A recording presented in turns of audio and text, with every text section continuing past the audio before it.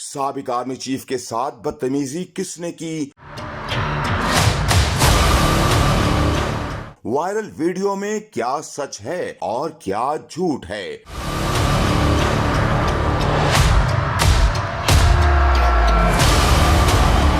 मंसूर अली खान ने तहलका खेज पिंडोरा बॉक्स खोल दिया। इन दिनों सोशल मीडिया पर एक वीडियो तेजी के साथ वायरल हो रही है, जिसमें देखा जा सकता है कि फ्रांस में एक अफगान शहरी अपनी मादरी जबान का इस्तेमाल करते हुए साबिक पाक आर्मी चीफ के साथ बदतमीजी कर रहा है। ताहम इस दौरान जनरल कमर जावेद बाजवा निहायत ही तहम्मुल मिजाजी का मुजाहिरा करते हैं और कहते हैं कि मैं पुलिस को बुलाता हूँ। तुम अफगानिस्तान में जहाद करेगी? यार मैं नहीं हूँ आर्मी चीफ नहीं हूँ भाई।